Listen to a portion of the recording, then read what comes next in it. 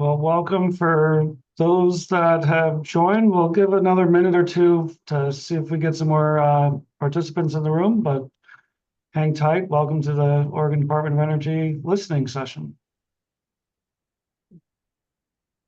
Folks make their way, perhaps transitioning from one part of their day to this part of their day. We'll give another minute.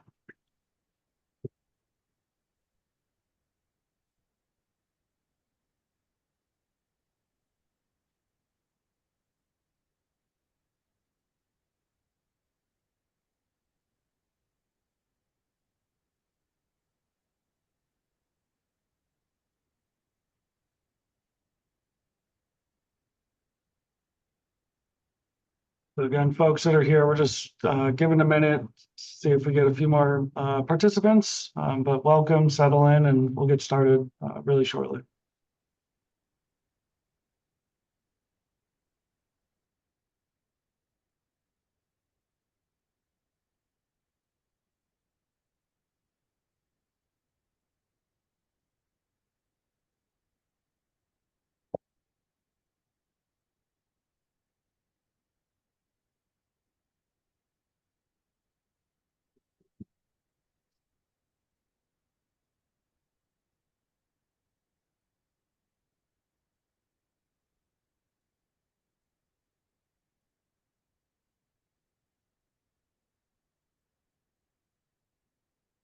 We're at 5:03. Why don't we kick us off and we'll slowly work our way into our discussion. So welcome, Ben Duncan. I'll reintroduce myself later, but I'll be facilitating tonight's session, Oregon Department of Energy, Oregon Energy Strategy listening session. And to help kick us off and warm up the room, I'll pass it to you, Alan. Thanks, Ben. Well, thank you for joining us today. Welcome. I see Elvis is in the building, so we're good. For those of you that I haven't met, my name is Alan Zelenka. I'm the Assistant Director for Planning and Innovation for the Oregon Department of Energy, or ODO. I lead the group of great people working on putting together this energy strategy, including our excellent contractors, Kearns and West and SETI, and our amazing project manager, Edith Baer. Next slide, please. So hopefully most of you are familiar with ODO, but just in case, this slide shows our mission and what we do. And it says, ODO helps Oregonians make informed decisions and maintain a resilient and affordable energy system. We advance solutions to shape an equitable, clean energy transition, protect the environment and public health, and responsibly balance energy needs and the impact of current and future generations. And that is exactly what we're trying to do here and trying to accomplish with the energy strategy. So it's a daunting task, but I think we're all up to it. I'm really excited to kick off this second listening session. We had one earlier this morning for the energy strategy. Many of you may know that HB 3630 that the legislature passed directs ODO to lead the development of the state energy strategy, and we need to have it done next fall, not this fall, but the fall after that, November 2025. So it's a long-term process. I hope you can stick with us. The energy strategy will also be an important component and part of the state's comprehensive climate action plan, which is part 2 of US EPA's Climate Pollution Reduction Grant, or CPRG. You may have heard recently that for part 1 of the CPRG, Oregon just received $197 million for climate actions, which is just awesome. But it also sets kind of a high bar for the second part. And we're eager to get going. And we're right at the beginning of this process to develop the strategy. So we wanted to put these listening sessions out because we wanted to hear what you think about how we should be developing the energy strategy. Our team here will be explaining what the energy strategy is, and then along the way, asking for your input through a cool facilitated process using a software Menti. We realize that some of this is going to be a lot, drinking fire from a fire hose and maybe new to you. So if you need some time to reflect or you want to be more thoughtful, we've set up an online portal for your written comments. So we encourage you to put those written comments in there for us. And so we don't miss any of the great ideas that people have or concerns that people have. We'll paste the link in the chat, and we'll also see it again at the end of this presentation. So you'll be able to capture that. We also encourage folks to list who are interested in learning more about how the modeling part we're about to embark on works. If you wanted to, you could listen to yesterday's webinar for the working groups, and that's also posted on our website, our webpage. You can also listen to any of the 8 work groups that we have. All the meetings are open for listening to, and if you're interested in any of the particular topics, one or more, the schedule and will also be posted on our website. So we're really looking forward to hearing what you have to share today and the questions you may have for us and the concerns and the hopes and fears that you have. So thank you all for coming. And I'd like to hand it over to our amazing project manager, Edith Baer, to talk about the goals of this meeting. Next slide.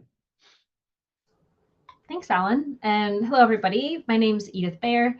I'm the energy policy team lead here at Odo and leading the work on this project, as Alan said. And I just wanted to start us off by talking a little bit about the goals of today's meeting to get us all kind of on the same page of what we're all doing here and what we hope to achieve. So this is a listening session, and that means that we're mostly here to listen to your ideas. And so I just want to pause with that and say that as we're going through, particularly in kind of the introductory slides, you all might have questions that you want to ask that are, about any part of the analysis or of the project.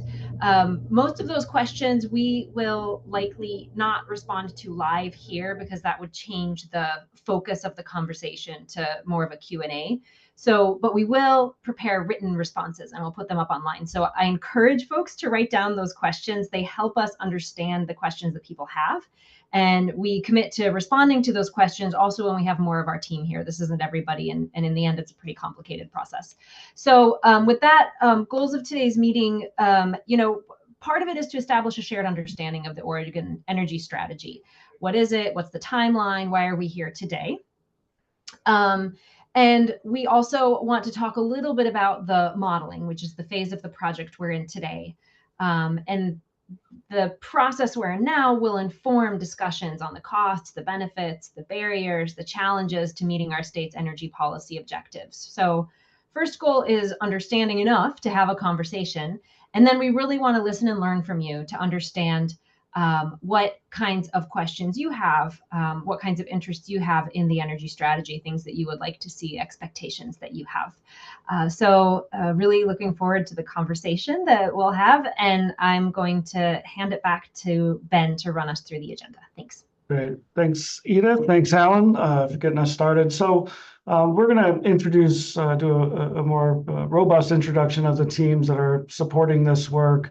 And then we're going to move into an overview of the Oregon energy strategy. And primarily, as you heard, we're going to provide some kind of onboarding and orientation to the work. And we're going to then move into a discussion. And today is primarily, as Edith was just describing, it's a time to hear from you. And we got multiple mechanisms that we're going to use tonight, including some real-time polling, some survey responses, as well as what we hope is an active conversation and discussion with you all. And I'll explain some of the technology as we move through the agenda. But we really tried to structure this in a way that's less kind of talking at you and more hearing from you. And I'll just reiterate, as Edith just described, that we are wanting to hear from you, and that part of what we are seeking are questions and concerns. And so the capture of questions that you all have is really informative, even if you might not get answers today.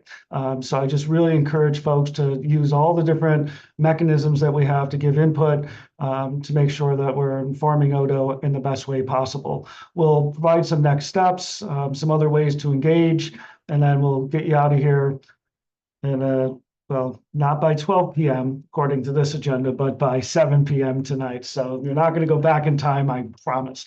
We can go to the next slide. We'll just do a little bit of housekeeping. So you all found your way into the Zoom meeting. But as we go through this conversation, right now you all are attendees. I think we'll make a decision later in the meeting whether to bring you in. But either way, if you'd like to communicate verbally in this meeting, have a question, like to add to discussion, you can use the raise hand button, which is on the bottom of your screen. We also do have chat enabled. So feel free to ask questions, make comments. We are going to have other mechanisms to contribute, but the chat function will be available throughout the meeting. I don't see anybody on the phone, but if you end up on the phone, *9 at any point, we'll raise your hand, *6 will unmute you, or we can help with that. And then you can also use the chat. If you do click on your chat button, you'll see an option for hosts and panelists. You can use that for any technical questions. And then please, if you're going to ask or provide any input or provide questions that you want everyone to see, use the everyone drop down on your Zoom setting. Let's keep going. So Edith, I'll pass it to you to introduce the Odo team. Thanks. So you've already heard from Alan Zlenka, our Assistant Director of Planning and Innovation. Jessica Reichers is up here on the screen. She's Manager for Policy and Innovation, and you'll hear from her a little bit later. And I've introduced myself. So I just wanted to introduce our leads for the various working groups. So this kind of matches up names with topics that we're covering in this process in the development of the energy strategy. So we have direct use fuels and industry, and there's Michael Friels and Tom Elliott. Electricity generating technologies, Joni Sliger and myself. Transportation, Jillian DeMedio and Evan Elias.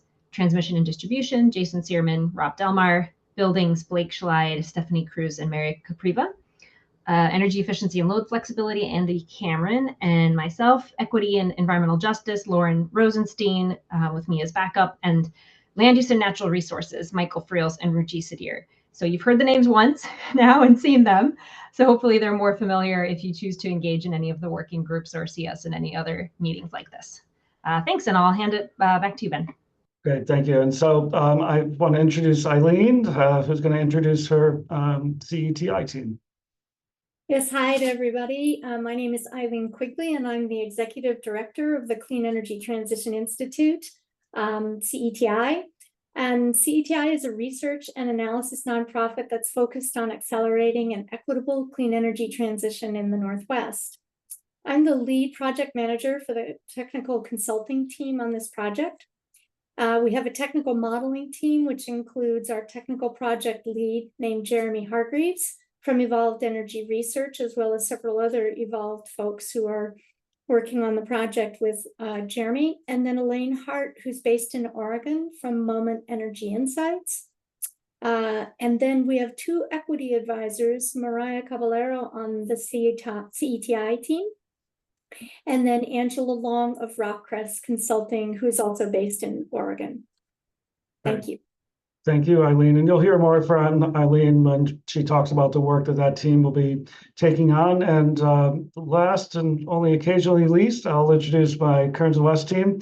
So if we go to the next slide. So again, Ben Duncan, I'm a senior facilitator with Kearns and West.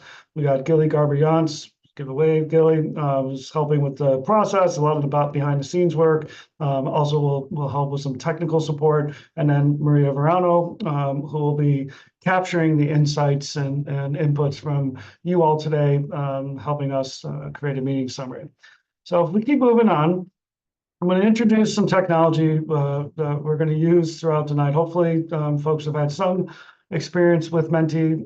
This is a polling software that provides a number of ways to engage with audiences. So we're going to do a little bit of a warm-up for you all to get familiar with the technology, a chance for us to learn a bit about who's in the room.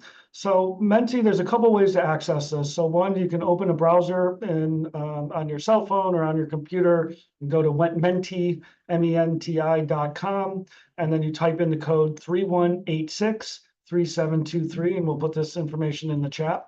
The other option is you can scan the QR code with your phone, assuming you have a smartphone with a camera, and that will automatically pull it up, the Menti to menti.com and take you to where we'll be doing the polling.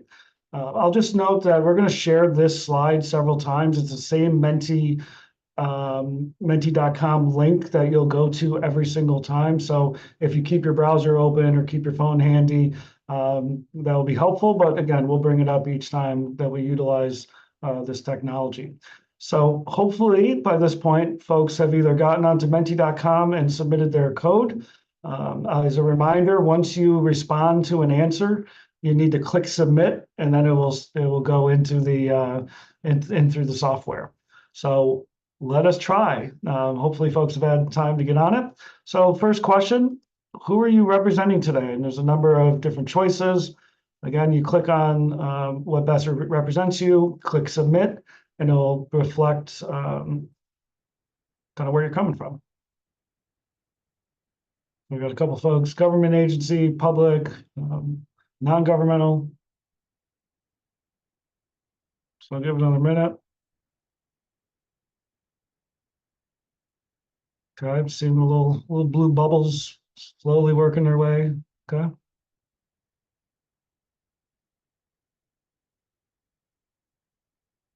Okay. Thank you. Let's move to the next question. Where in the state do you spend the most time? If I move too fast, y'all tell me to slow down in the chat.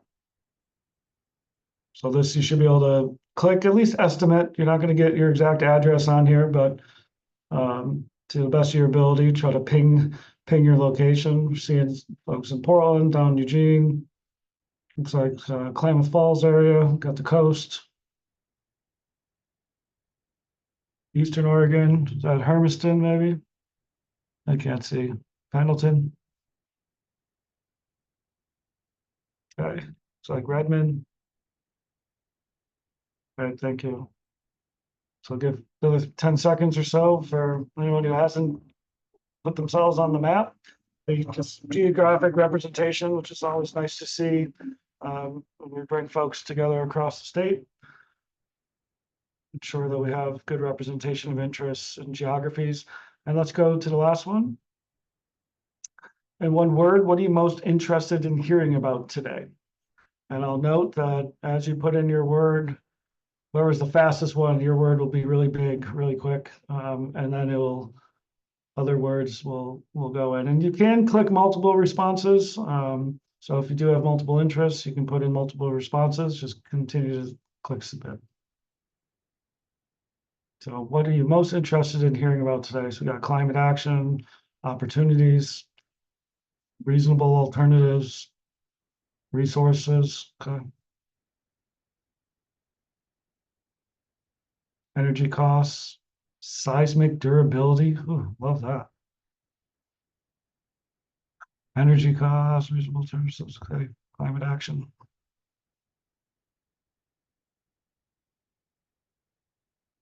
I'll give it a minute. If y'all want to add more words, then it'll keep moving around, and then I'll really have a lot of enjoyment because I love watching these things happen. Rural understanding. Thank you for naming that.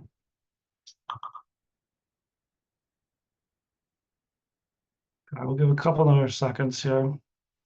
I know there's not too many people in the room, so I'm just waiting to see if anybody else adds. That's a good start. Okay, well, thank you for participating. Again, hopefully that technology is familiar. We're going to have, again, multiple ways for you to contribute today. So this is one of them, and we'll have a variety of different polls where we can collect information, and it's a great way for you to contribute. So with that, we can move on. And I'm going to pass it to you, Edith. Thanks, Ben. So as I mentioned at the start, I want to give a little bit of background to get us all kind of warmed up for the conversation. So if we go to the next slide, I'm going to start by presenting Oregon's energy flow. So this is a chart that shows how we produce and consume energy. It's called a Sankey diagram. And it's a kind of flow chart that goes left to right. And it starts with where we produce that energy. So energy produced in state is kind of far left up top. And then we have electricity that we import and other energy sources that we also import. And so the first point of this slide is just to say that the starting point for the energy strategy is that it's complicated, and we produce some of the energy we use and we import even more of it. And then if we kind of go to the next line to the right, you can see the different, oh, sorry, not the next slide, the next line. You can see that we produce energy with hydro, with wind. You can see a bunch of other resources there: solar, biomass, coal, natural gas, petroleum. I didn't list them all, but you can see them listed here. And then what is that energy converted into? A lot of it goes to produce electricity, which is the bright red line. And then a lot of it also goes into transportation down at the very bottom. And then we have quite a bit also going into what we call direct use, which is things like natural gas used for heating or for industrial processes. And finally, who's using that energy? So then you can see, I have another slide that'll show this a little bit more visually, but what's used in households and businesses and industry, in cars and trucks. And then I think there's an important last point here, which is that you see a lot of the energy is actually wasted. And there are a lot of reasons for that. But it's also important to emphasize that that's one of the reasons that energy efficiency is so important. And realizing this is a lot, if it's the first time you've seen it, it's quite a bit to absorb. So I'm just going to boil it down to two main messages. First, we use energy from a lot of different sources for a lot of different purposes. Secondly, some of that energy is produced in Oregon, and a lot of it is imported. If we go to the next slide, it's a little easier on the next slide to see where our energy comes from. You can see a nice pie chart here. And so you can see that petroleum, natural gas, and hydro are our three biggest sources. And we also see quite a bit of other sources like coal, biomass, and wind. And on the right is who uses that energy by sector. So 29% of all the energy we use in the state goes to transportation. 25%, a quarter, goes to homes. 27% goes to industrial processes, and about 19% goes to buildings. That's the commercial sector at the bottom. And our state has ambitious climate goals, and those climate goals will require a reduction in the energy sources that emit greenhouse gases.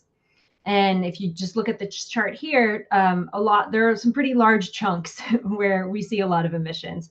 Natural gas, petroleum, coal, those are all areas where we need to look at clean solutions. And this is one of the reasons that, one of the drivers for why we need an energy strategy.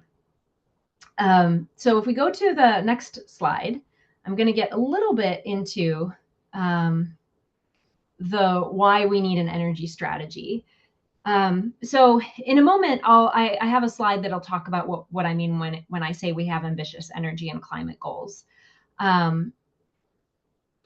I'll just say here that we have a really ambitious 100% clean electricity goal in the power sector for our largest utilities. We have a 90% reduction in greenhouse gases by 2050 goal for fuels, and we have an economy-wide target of 80% by 2050. So those are pretty big numbers.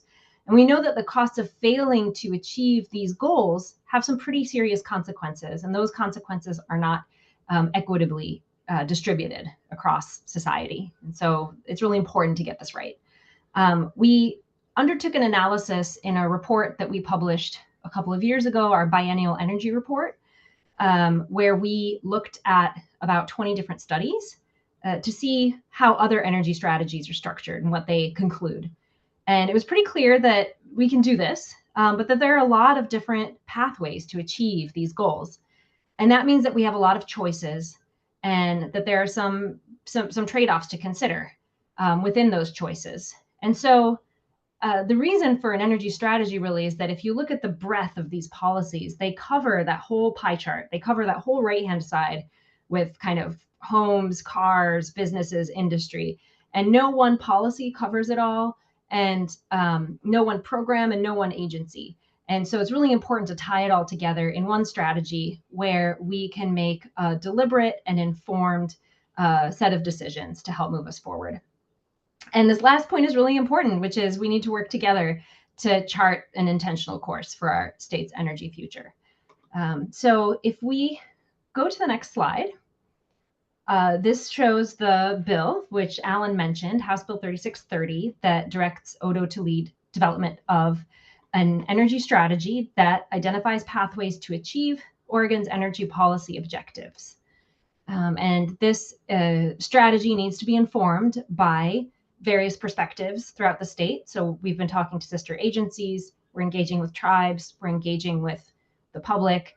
And all of those views are really important to inform how we structure the energy strategy and think about these different options.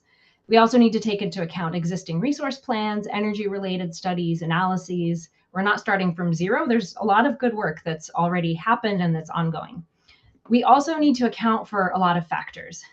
You can see some of them listed here. These are those, costs and benefits of different pathways that we need to try to better understand. What do different pathways mean for cost, for efficiency, in terms of the availability of different energy resources? What about economic and employment impacts, energy burden, affordability, environmental justice, and community impacts and benefits are really important to evaluate and consider. Equally, it's important to evaluate and consider land use and natural resource impacts and energy resilience, security, and market implications. So that's sort of what the bill tells us to do. If we go to the next slide, we I also want to explain what we mean by energy policy objectives. So the bill says, HB 3630 says, develop pathways to achieving the state's energy policy objectives. That term isn't defined. And so here we have three sort of leading objectives that we have in our state. We have an economy-wide target of an 80% greenhouse gas reduction by 2050. That's Executive Order 2004. We have a 100% clean electricity target by 2040 for our largest investor-owned utilities, and that's House Bill 2021. And we also have a 90% greenhouse gas reduction by 2050 goal under the Climate Protection Program that applies to natural gas, liquid fuels, and propane. And we're following the rulemaking that the Department of Environmental Quality is undertaking right now for that program.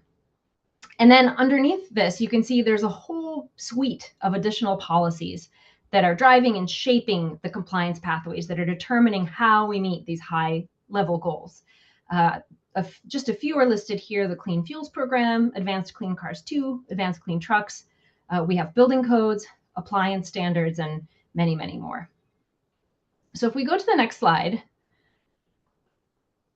one thing that remains kind of an open question is, sorry, I'm waiting for the next slide to pop up here. What slide are you saying? It says, tell us what you think. Isn't that the slide? Oh, that's funny. I'm not seeing that one, but that's fine, because if you all are seeing it, I can. We're seeing it.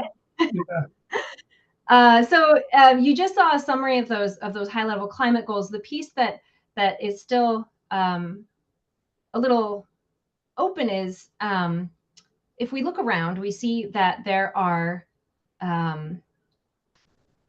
other goals that have been set around us, and also that have been discussed within Oregon. So Washington has set a goal of a 95% reduction below 1990 levels for greenhouse gases across their economy by 2050.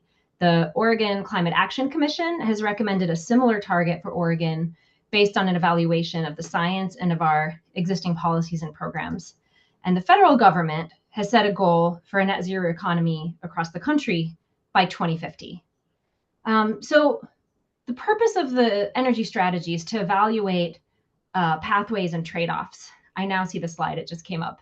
And it's meant to be a mechanism that informs our policy discussions. And one way that this analysis could inform our thinking is by understanding the implications of a more ambitious target for Oregon, given that Climate Action Commission recommendation, the federal goal that applies across the country, what we see in our neighboring states. But it's important to emphasize that this would not be a policy recommendation. What we're talking about is whether an analysis would be helpful to understand what the implications, the costs, the benefits, the challenges would be of a more ambitious target. So in other words, we would better understand things like what would it take and how much would it cost and what technologies are we talking about. We'd like to put this question to you and hear your views on whether you'd be interested not interested, or perhaps you're not sure, because this is new to you, about exploring the implications of more ambition. So what we decided to do today is we have another Menti poll where we're going to sort of gauge your level of interest on that kind of scale.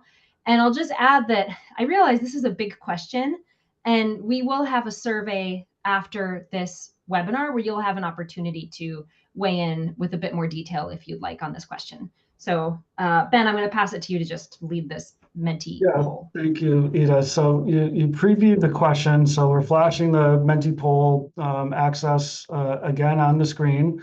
So hopefully you kept it open in your browser or on your phone, but it's right there. And the link is in the chat. So if you go to the next slide, we're going to ask the question, what is your level of interest in exploring a more ambitious target? And so as folks respond, you'll see the bar graphs go up and down based on people's interest. And again, as Edith said, this is really a gauge and the analysis versus a policy conversation. So we're seeing some distribution here. And as Edith mentioned, you know, this only gives us a snapshot. So we would encourage folks, particularly, you know, yes, to folks that are interested, of course, and for folks that either have little or no interest, I think it's really important for Odo to be able to hear. And we'll have some more discussion later too. So if you have comments that relate to this, it would be helpful to bring those into the room. So it looks like we've have our distribution. So thank you for contributing to that. So back to you, Edith. And Elvis will hold questions until we have a discussion section coming up shortly, but you'll be in the queue first. Gotcha, Elvis. All right, Edith. Yeah, thank you. And thanks everybody for your answers. So just a few notes on the process before I hand it off to our colleagues at CETI to talk a little bit more about the technical analysis. So this slide provides you I think the simplest view you'll get of what the energy strategy is. So ultimately by November 1st, 2025, we need to deliver a report to the governor and legislature. The report will have 3 parts. This all comes out of the bill. The first is a summary of the energy strategy and pathways to achieving our state's policy objectives. So that's what we're working on now, is this analysis that helps us understand what those pathways are and their implications. Second, recommendations of policy options. The policy discussion will be informed by the analysis that we're doing right now. So right now we're focusing on that analytical piece, and then early next year, we will have more listening sessions and more opportunities for engagement to talk about policy options. And finally, again, engagement is really a pillar of this whole process. And so we will provide a description of how we engaged and how different perspectives informed the energy strategy. Next slide.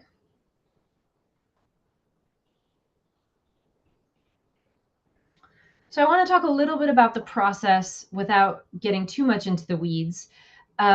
This slide summarizes the big 3 phases of the project. So we have the technical approach that's now between now and the end of the year, policy recommendations, which will be early next year into kind of early mid-spring, and then the final report. There'll be some drafting, and we'll have a draft out for written comment, and then final publication due by November 1st of next year. I want to just point out that, first of all, we're in that technical approach phase, and we have a number of different kind of engagement frameworks that we've layered in. So this is a listening session. This is where we're really hoping to just hear from folks where you're coming from and what your views are and your thoughts and questions for the energy strategy. Yesterday, we kicked off our working groups. There's a recording of that meeting, and I'd encourage actually anybody who's interested in learning a little bit more about how the analysis is being structured to watch that video, and I can confirm that it's now up online. We also have an advisory group, which kicked off last week. It's 29 people who are coming together once a month from across the state, representing different perspectives to also guide us in this process. We have an interagency group. We're also, as I mentioned already, consulting with tribes, engaging with environmental justice and equity focused groups. And we're also having webinars to to provide information both on kind of previews of what's coming and conclusions when we reach the end of these different cycles. So if we go to the next slide, I think this is my last one for now. And this is just similar information, but more on a timeline. So you can see where the key deliverables come in. So I suspect that we will have preliminary modeling results that we publish early next year, and we'll ask for some public comment on that. And then you can also see that in green as well, that we'll have draft policy recommendations after we do the policy engagement and then the final report. So with that, Ben, I think I'm going to hand it back to you to get SETI going. Thanks, Sita. So I'm going to pass it to Eileen. So Eileen's going to do an introduction to the scenario modeling, and then we'll pause for any questions for clarity that folks might have before we move into a discussion. So Eileen, the floor is yours. Thank you very much. So I'm going to share a high-level overview of the scenario modeling that our team will conduct for the energy strategy. The technical modeling is one of many inputs that Odo will use to develop the Oregon energy strategy through 2025 and beyond, as you could see with that last slide in particular. It's designed to inform the strategy development, but it is not the strategy in and of itself. Next slide, please.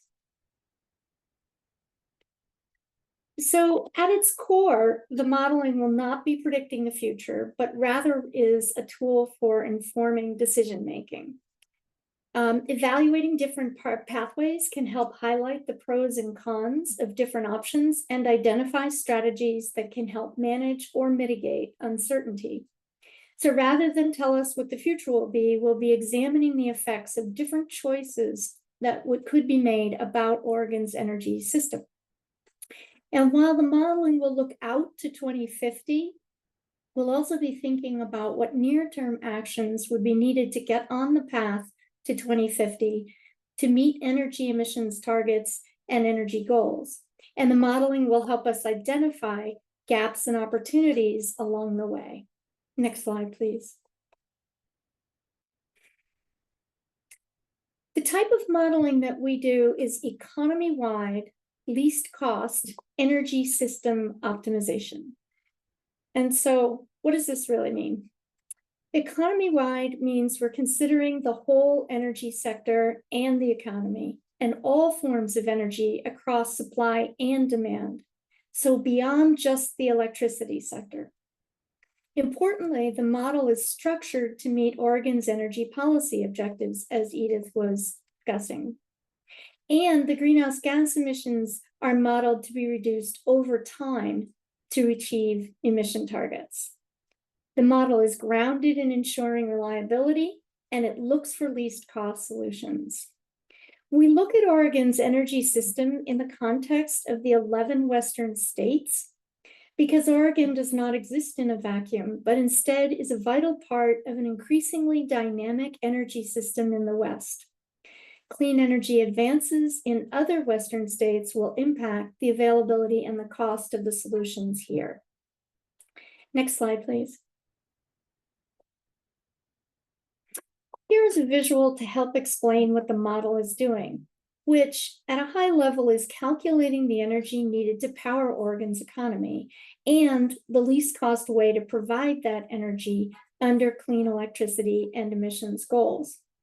So on the left, you can see where we start with a model of Oregon's current economy in its residential, commercial, industrial, and transportation sectors. The model then calculates the energy needs of that economy in electricity, transportation fuels, and direct use fuels, which you can see there in the middle. Moving to the last box on the right, the model calculates the least cost energy supply to meet those energy needs. And that supply is constrained by clean energy goals and also is maintaining reliability and meeting energy policies. Next slide, please. One of the main features of the type of modeling that we're doing is the comparison between a reference scenario and additional scenarios. For the reference scenario, we are developing an Oregon-specific database and defining assumptions right now. We will then develop a set of 5 additional rate scenarios that investigate key questions by changing assumptions from the reference scenario. We're looking to all who are engaging in the stakeholder process to help us understand the most pressing questions, uncertainties, and state priorities you have that will help us develop questions and scenarios. Next slide, please. Just a little bit more detail on what these questions might look like. We use the format of what-if questions to frame each scenario. For example, we might want to ask questions like, what if developing new clean energy resources is delayed? Or what if transmission expansion to access resources outside of Oregon is harder than expected? Each what-if question translates into a scenario that changes something from the reference scenario that we can compare the two and then understand the trade-offs of one pathway versus another. Next slide, please. Last, we want to mention that there are many cross-cutting issues that will be considered in this analysis, whether through the energy pathways model itself or through additional analysis, or through the evaluation of the results and the development of policy recommendations. These considerations include economic and employment effects of the different pathways, energy burden and affordability, energy resilience and reliability, environmental justice, land use, natural resource impacts, and community benefits and energy resilience. Thank you very much, and I go back to Ben now. Great, thanks, Eileen. So before we move into a broader discussion, did want to pause for any questions for clarity from what you heard. Elvis, you had raised a hand earlier. So I'd like to bring you in. So we're going to promote you to ask your question. And then I think what we're going to do as we go into discussion is bring all the folks in to the room. We got a small enough group that we can both use our technology and conversation. So team, if you can promote our attendees, I guess we can leave anyone who's a Odo staff in the audience. And then Elvis, if we can promote you first, and I know you had a hand raised earlier. So let's start there. Okay, Elvis, you want to come off mute and ask your question?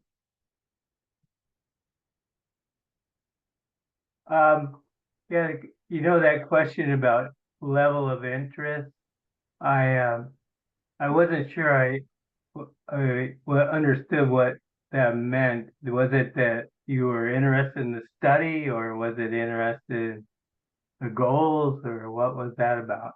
Yeah, so Edith, you want to explain? So it was a level of interest in having a more ambitious analysis, but Edith, why don't you explain it so I don't butcher it? Yeah, thanks, Ben. I don't think you would have butchered it, but yeah, it's thanks for the question. I appreciate that it may not have been clear. So the goal of that question was, as Ben said, to understand your level of interest in a scenario that would look at a more ambitious goal than the ones that I put up on that previous slide, and that would be responsive to some of those, that kind of federal goal and the Oregon Climate Action Commission recommendation. So that was the purpose of the question. Oh, okay, yeah, then I made the right choice. Okay. Great. So you can see in the chat for our attendees, you'll have to click accept. So you're going to get a request from our team if you want to come in and be able to contribute verbally. So just a heads up, there'll be a pop-up on your screen, click accept, and you'll come into the room so we can all be together. But as folks are making their way in, Edith, do you want to describe how we're going to move through the next part of our conversation? Sure. So we're about to switch gears. We're done giving kind of the introduction to where we are and what the energy strategy is. And we would like to pass the floor to you. We realize that there are several people in the room. We've just promoted you because we realize we have a small enough group that it might be a little more cozy if we are just all here, and it's easier to let people speak that way if you want to share your thoughts verbally. So the way that we've structured the conversation is that we have divided it up into 4 topics: electricity, fuels, transportation, and energy efficiency and distributed energy resources. We've teed up some questions in each area. The questions will repeat, so you'll kind of get into the groove after the first round. And we'll have a hybrid way of collecting your views. You've already done a few Menti polls. I can see everybody's fine with it. So we'll have some more Menti polls where you can type in your answer. These will be type in your answer style questions. And so you'll have up to 200 characters to share your thoughts with us. And you can also raise your hand to speak, and we will give you the floor. I just want to emphasize, first of all, to please keep your comments brief so that everybody who would like to has a chance to speak. And the other point I want to make is that there are a lot more topics than just the 4 that I've teed up here that are important to consider in the energy strategy. Eileen explained really clearly how that the technical analysis will consider these other areas, including equity, environmental justice. We'll look at land use, natural resources, jobs and economic development. So I'd just like to encourage people to feel not that we've closed the door on those questions, but actually that we've opened the door and that we're encouraging any questions that you have related to those areas to just nest them within the sector where your concern or your comment or your, I don't know, optimistic idea comes in. I think that's it. I'm gonna hand back the mic over to Ben, and maybe Ben, you can talk. You can elaborate if there's anything that you want to elaborate on the even just the technical side on how we conduct this conversation, since we. No, I think you hit it. So the only other thing that I would add is that this is not a group that needs to come to consensus. So, it's important that Odo is hearing all the perspectives. You also, I'd ask you to listen to understand, not to respond. We're not necessarily trying to host a debate tonight. So just honoring the different perspectives in the room. And so there's going to be multiple technologies. And then as we say, and why we brought you in is you can also use your human voice as a way to engage. And so, Carla, do you have a question? I do. And if it's better if I just let this play out, please tell me that. I think I have 2 questions. I'm fairly new to knowing this discussion was happening. I am a land use planner in Eastern Oregon. I spent 18 years at a county. The last almost 4.5 years, I've been doing consulting for a number of small cities, private clients, and others. And I've recently started as a planning official, so kind of a similar role that I had at the county for a small city.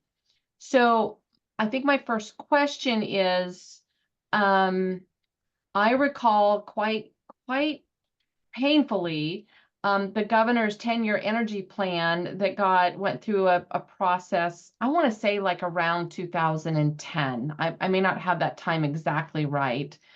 But how is this similar or dissimilar to that? Because I think once the county planners and I think rural folks had a lot of issues with that process and that plan. So that's kind of maybe one question. And then my second question is, in a couple of days, there will be a land use and natural resources working group. Who is on the working group? How was that formed? And what's the best way to engage in those more specific groups? And again, if you're going to answer that later, that just tell me that. Yeah. So, Alan, why don't you take the first piece around the 10-year energy plan, and then we are going to talk about working groups. So maybe we can come back to that at the end, and we can talk about kind of one of the opportunities to engage in those spaces. But Alan, can you talk about kind of the similarities, differences, process, however you want to go with the 10-year plan and how that contrasts and compares to this work? Yeah. I remember vaguely the 10-year plan. I wasn't with Odo, nor was anybody on this team involved in that back then. But maybe by describing what this is, it'll help. So this is really looking at the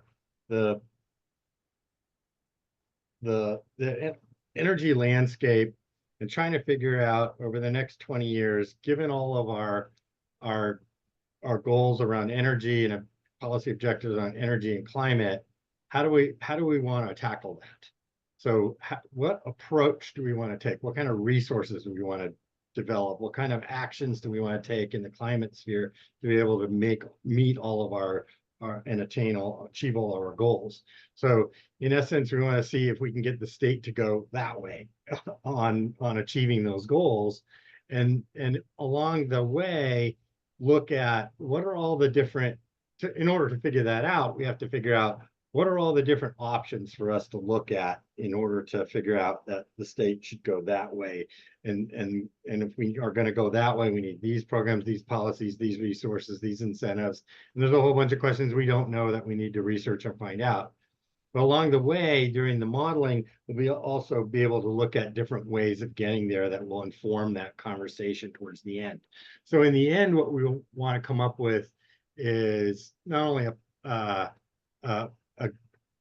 a not consensus, but a good, strong element of Oregon that wants to go down a pathway, but also a good list of the programs, regulations, incentives, and policy questions that we need to address, as well as some of the research questions that we need to do and figure out what do we need to do in order to achieve that. So, and I think in essence, that's different than the 10-year plan that Governor Kitzhaber was doing back then. Yeah, thank you, Alan. And Carl, I appreciate the question. And one of the things that we're hoping to elicit, and it may inform, and we will literally be asking questions here shortly around concerns and questions that you have. So if there's learnings from previous processes, if there's concerns that you want to share based on how any particular experience or jurisdiction is feeling or concerned about what's coming, there'll be space to answer that. So why don't we dive in? We're going to kind of have multiple ways. We're going to use some Menti. We got you in the room. If you want to jump into the conversation, just raise your hand and we'll get in the queue. But let's go to the next slide. We're going to ask just the first question around why you're attending and what interests you in an energy strategy. So again, the Menti poll is up. So if you'd like to use that mechanism, please do. So hopefully you have it. Yep, there's the question. So why are you attending? What's your interest in an energy strategy? So you can type your answer in, but we also have a small group. So if folks want to, while others are using the Menti, we can also capture it verbally.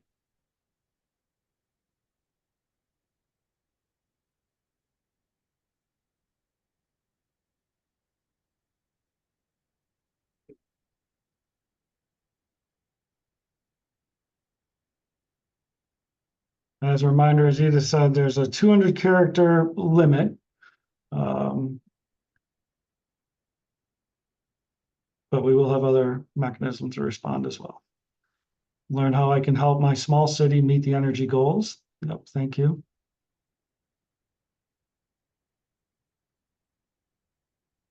What direction the state is interested in pursuing.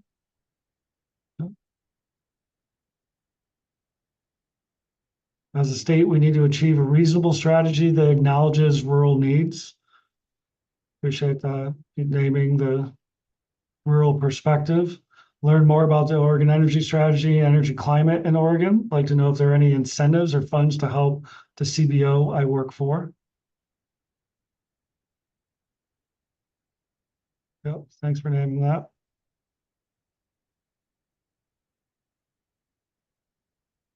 And again, if anyone wants to offer any verbal input, please feel free to raise your hand. And as I say, use your human mouth. This is also another way to do it.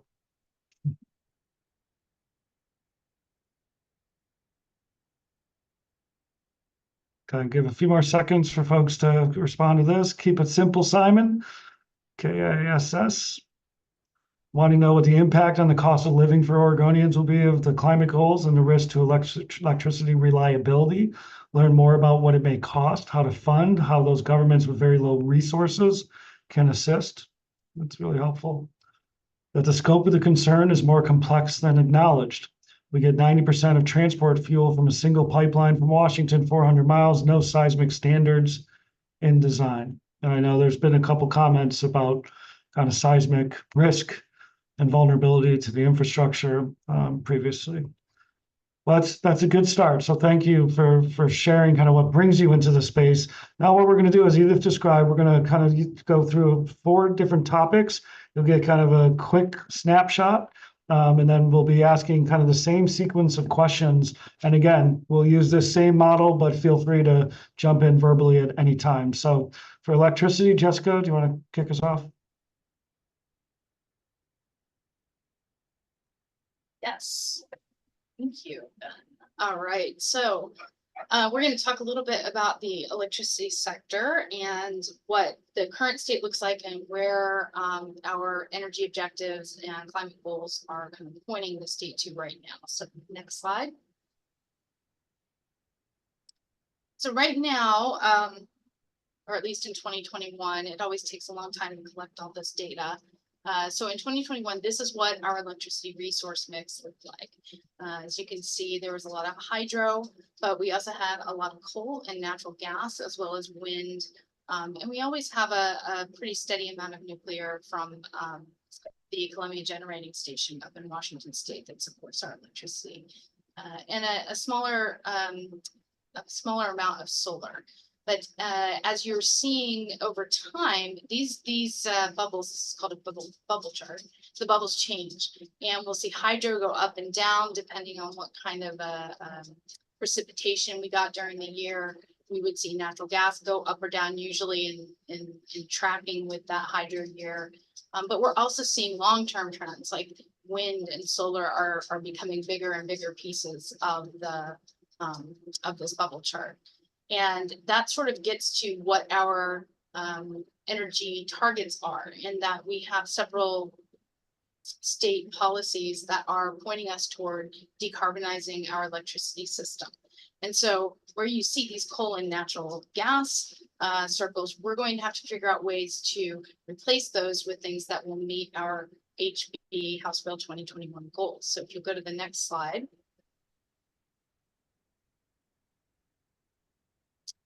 That's those same 2 bubbles. And here we've got to figure out, is there something that we can do with wind or potentially offshore wind? Or is it something where solar can help fill in more of the gap? And what are the questions that arise around that? Is there enough transmission to be able to meet our growing renewable energy needs? Or should we look more toward getting rooftop solar rather than building more large solar projects in different parts of the state or other states?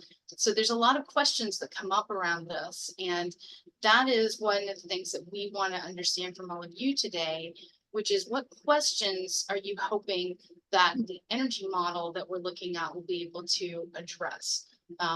And remembering that this is a cost-based model, we have to kind of think about it in terms of what kinds of energy costs would be of interest. So moving on to the next slide, I'm going to pass it back to Ben, who's going to walk us through a few more questions. Okay, well, we're going to do the Groundhog Day. We got the Mentimeter up on the screen. Hopefully folks are familiar with it. And then we're going to move through 3 questions, and we're going to use these same 3 questions over the next several topics. So if you go to the next slide, the first one really is focused on what are your biggest questions or concerns for the electricity sector in Oregon? And again, you can input using the Menti, or feel free to raise your hand and bring your voice into the room.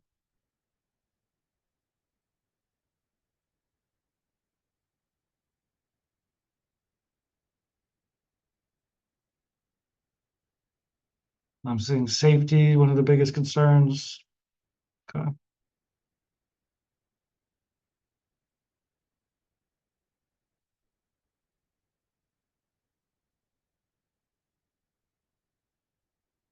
And for folks that use one word, I always encourage maybe to raise your hand and add more detail to that description, so we really understand what you're getting at.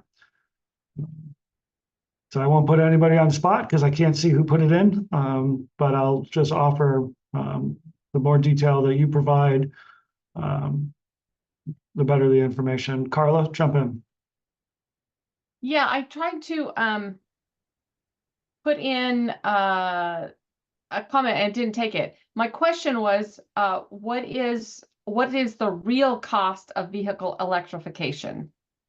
And cost, I mean that broadly, not just dollars. Yep. Okay. Thank you, Carla. Appreciate it.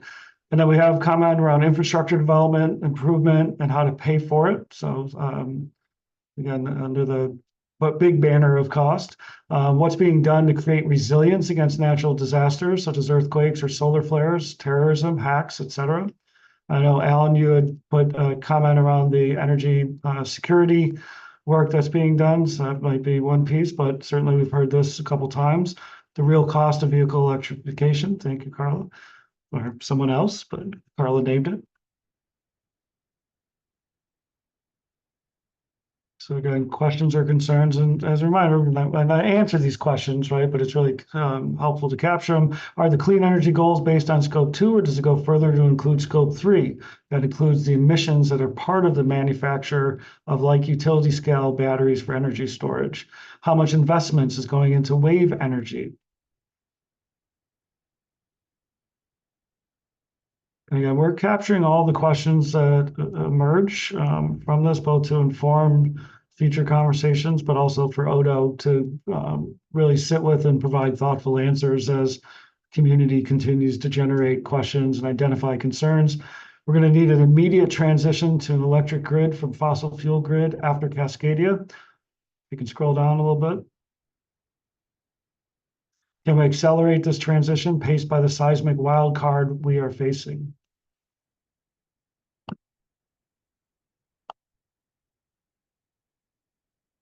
Y'all aren't helping with my willful ignorance of the impending disaster along our coast, but that's okay. Thanks for naming it. What if the economy does not allow for adoption of clean energy vehicles or the supply for their manufacturer? Really, thank you for adding so much.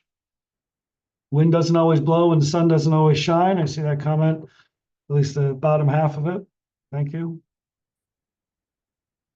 So again, this will stay open. Let's go to the next question. I see the east side concern. Thank you. What are you most enthusiastic about in the electricity sector? And again, as folks are doing this, if you've added a comment and want to give it more life, feel free to raise your hand and give some more detail. So thinking about the electricity sector, what gets you excited? What are you most enthusiastic about?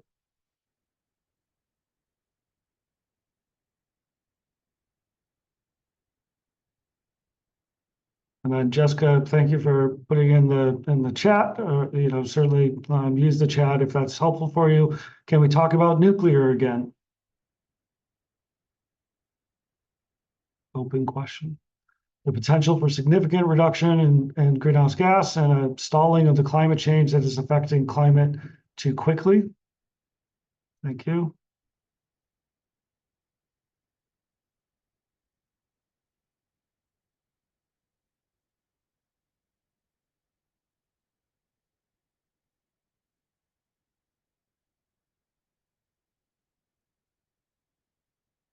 And then a vote for including nuclear in the assessment.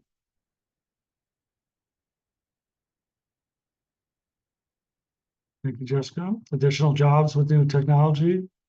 Thinking about the economic benefits. Employment opportunities.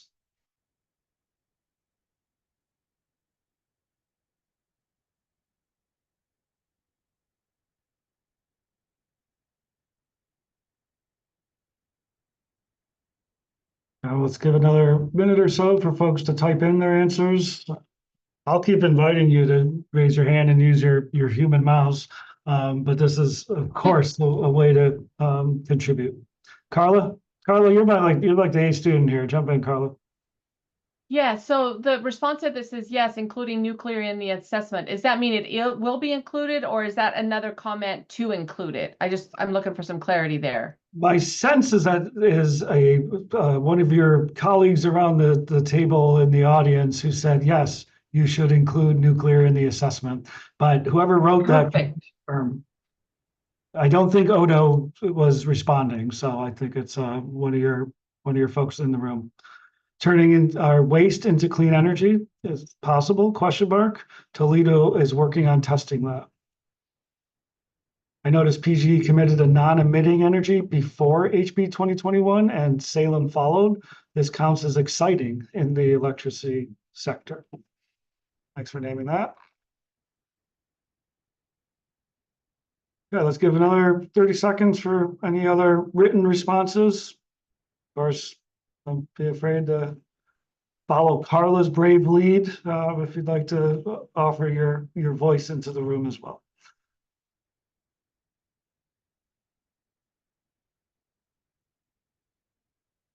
Okay, let's move from enthusiasm to a question about modeling. What would you like the modeling to tell us regarding electricity, and what are you most interested in learning? And I know some of this you all have already named, but we'll give you an opportunity to kind of really think about what we might try to model, imagine, and forecast into the future. It's most interesting for learning.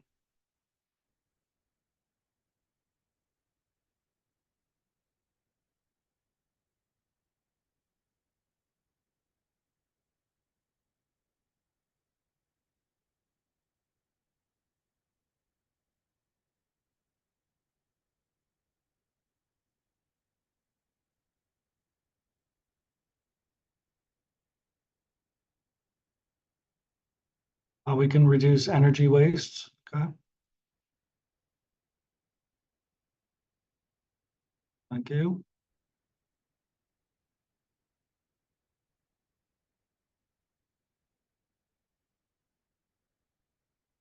Small scale hydro, utilizing irrigation facilities as hydro opportunities. Thanks for that contribution.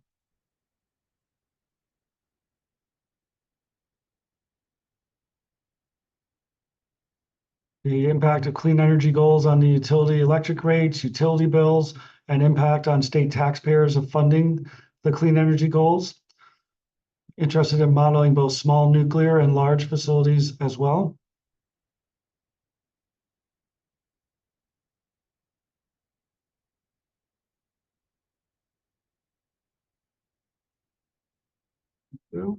Again, we'll give it another minute or two for any other written comments, and of course, invite verbal.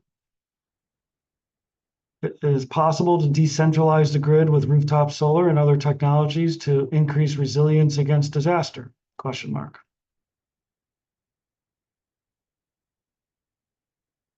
Thank you.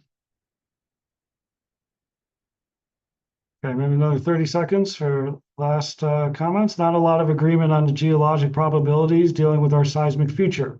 So far, it seems the slideshow says we are not doing I'll never say that, probabilistic models. One of my stumble words there. Somebody got me. Good, thank you. And how the larger grid impacts use. So thanks for these contributions. Let's keep moving into our next topic area. And again, if we have time at the end, we can ask for any other input that comes in. But Michael, I'm going to pass it to you to talk to direct use fuels. Good evening. Thank you, Ben. So I'm the Senior Policy Analyst, Oregon Department of Energy, that's focused on direct use fuels. And so I'm really curious about your energy strategy questions and thoughts about how Oregon produces and consumes direct use fuels. So the term direct use fuels, I should probably clarify, because it's not kind of a common energy term. So these fuels are the fuels used directly in residential, commercial, and the industrial sector for cooking, heating buildings, supporting manufacturing and industrial processes. So I'm not really talking about fuels used to generate electricity or fuels used in transportation. more the fuels like natural gas that fuels furnaces and water heaters and ranges, or wood biomass that you use to heat your home or heat a business or use for industrial purposes. So within Oregon, oh, if you could change to the next slide, please. So within Oregon, as you can see, we use a lot of natural gas as well as biomass. And it's interesting that, Oregon produces most of the biomass that it uses, but most of the petroleum-based fuels that we use as direct use fuels are imported into the state. And so that there's definitely a big economic concern there to keep in mind. And the way we've used direct use fuels has changed over time. So could you go to the next slide? So as you can see in this visualization, this is showing direct use fuels over time from 1960 to 2020. And as you can see, the way we've used direct use fuels or the dominant direct use fuels has changed over time and has evolved. And we're envisioning that going forward in the next 25 years, it's going to evolve even further. And it's kind of interesting to see what will impact that will be market forces or state policies as we're trying to decarbonize the electricity sector, or I'm sorry, the energy sector. And we'll see how it changes. So I'm curious what kind of questions or thoughts or comments you have about this future. And so now we'll feed into, just like we just did with Jessica's electricity sector, we're going to do the same kind of questions for direct use fuels.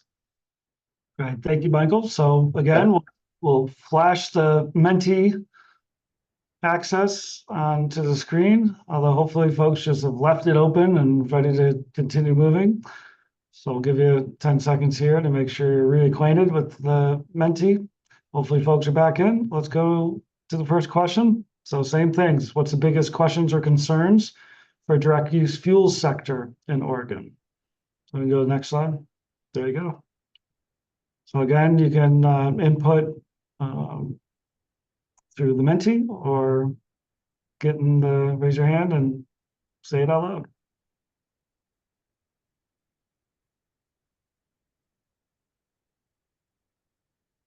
Yeah, Michael, any reflection on Tracy's comment? Just kind of how's direct use fuels defined and that it excludes transport fuels? Is there any wisdom to it? Yeah, so Tracy, so why we make that distinction is, so transportation fuels, it's just a huge sector. And so, and you're using it strictly for transportation. So it makes sense you separate it out because you're using fuels differently. And so by dividing the two, you can kind of look at them differently. So like a fuel like gasoline isn't typically used as a direct use fuels, but a heating oil is a petroleum fuel that's kind of comparable, but used differently. And natural gas, for the most part, it's used a little bit for transportation, but for the most part is used for heating or cooking or things like that, and it's used as a different fuel. We differentiate the two just because the uses vary so much, and so we want to make that distinction when we're evaluating it. Does that make sense, Tracy? Or do you have some follow-up about that? Jump in, Tracy. Just a short follow-up. Yeah. I can deal with the category that you've defined. What is the category name for the transport fuels? I mean, it wouldn't be indirect. Well, I think the next sector that we're gonna talk about is transportation. So you're given a preview, but if I hear your point, it's like direct versus indirect. Michael, is there a rationale for that, or is just transportation such a big sector that it just calls transportation? Yeah, I mean, we just essentially call it transportation fuels versus direct use fuels. If we were just to call it fuels and transportation fuels, we're hoping that would that might be more confusing to people. So the direct use fuels directly used within those sectors is just kind of a general term for it. But Okay. I see your point. Sounds good. I'll sit tight for the next part. Thanks, Tracy. I've seen a couple of responses, concern that the state will limit or remove the use of natural gas for homes and other applications. Question around how the efficiency of a direct use fuels compares to the efficiency of using it to generate electricity and then transmitting it to the usage site. Concern about the supply of direct use fuels compared to the demand. I too am concerned about the state limiting or removing the use of natural gas in homes. My biggest concern is that natural gas home heating is very efficient, But if the electricity sector becomes stuck using natural gas for power generation, this turns out less clean. Would be great to see more support for the deployment of more natural gas as an alternative to electricity.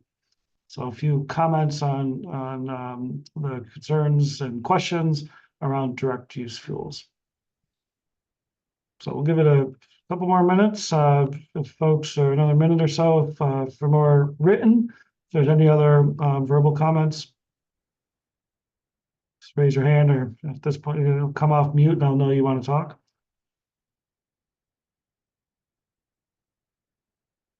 Like every group's different. Some groups we use this kind of thing. They say, turn that dang thing off. I want to just talk to each other. And other groups love using it. So I appreciate y'all kind of utilizing both of the methodologies here. And then Tracy, yeah, I can see it looks like you're reading the response from Jessica. So just additional more information. So let's move to the next question. What are you most enthusiastic about in the direct use fuels sector? So again, same question as we asked around previous sector, and we'll ask it again for the next sector. So looking at enthusiasm.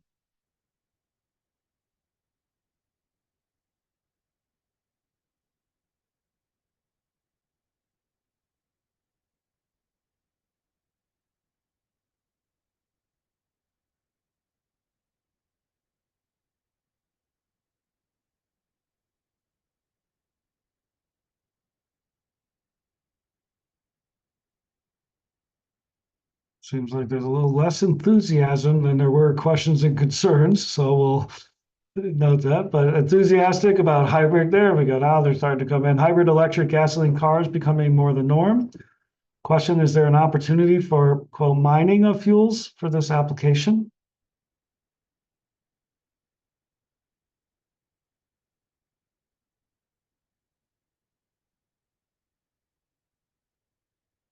And I'll ask, because I see mining in kind of the quotes there. I don't know if there's more information you want to provide around what that looks like, Carla? That was me. So again, too many years in land use planning. So, you know, we deal with aggregate, we deal actually in Morrow County, there's an old coal deposit. So, you know, is there places, you know, what kind of mining, what kind of extraction might there be relative to either currently identified direct fuels or future identified direct fuels that would be opportunities for landowners and new businesses. And again, my focus is going to be more on rural or Eastern Oregon communities. Yeah, thank you for giving that comment some life. And I don't think you can spend too long in land use, Carlo. That's a great world to live in. So switching from less efficient, dirtier forms of direct use fuels, such as kerosene monitors in homes, to cleaner and more efficient forms, such as natural gas furnaces. Question, is hydrogen produced from natural gas or electrolysis turning into a practical direct use fuel? Thank you for that. So again, we'll give another minute or so for folks to continue adding to their enthusiastic questions, comments.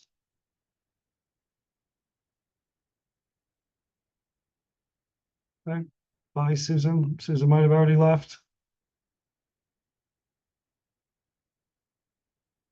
Okay, let's move to the next question around modeling. And Michael, I don't know if you want to reflect on anything you've already heard from folks as folks are putting in their input here. What would you like the modeling to tell us regarding? What are you most interested in learning?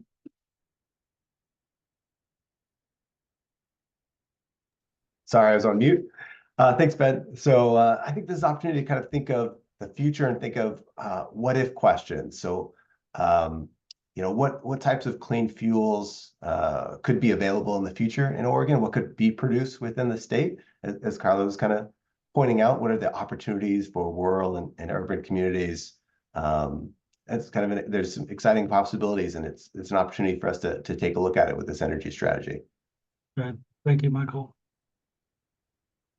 So again, you can add your responses.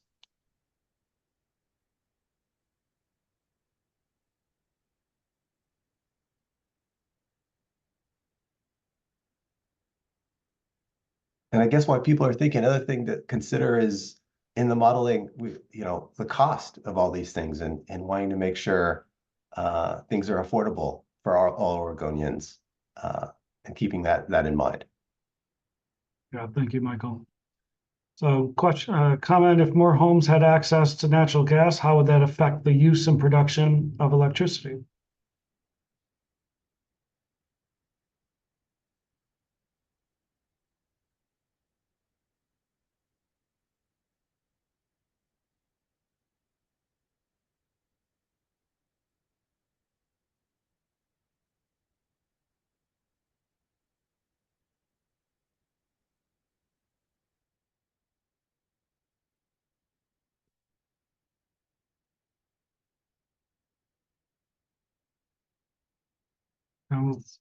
Are there industries that could produce their own direct fuels as part of their business model? We need some scenarios that model the different pathways Washington could choose in their transition away from refineries to clean energy. Their tail wags our dog. Someone's got the expressions tonight. I love it. How much could biodiesels be used to meet clean energy goals, and at what kind of cost? These are great. Thank you.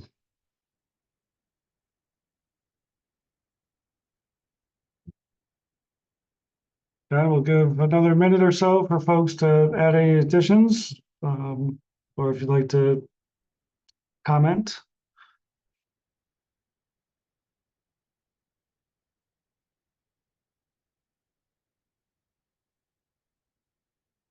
What opportunities exist for vertical integration around direct fuels?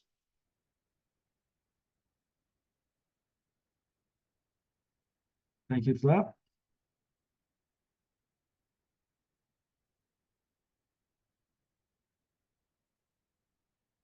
Okay, one more minute. Will hydrogen be a practical fuel source in the future, considering issues with transport and storage? Thank you for that question.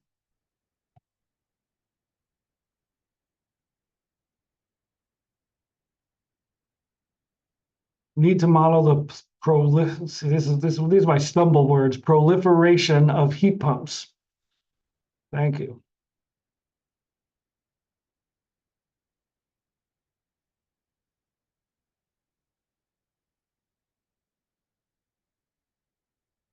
Okay, last call for modeling. Okay, rather than eliminate cattle, work to better capture the methane. Great. Thank you for those. And again, we'll have a survey in addition to this at the end that we'll share. So if there's other thoughts that folks have coming in, we'll be sure to make sure you can continue to add them. Well, let's move to transportation. And Jillian, there you are. Dive in.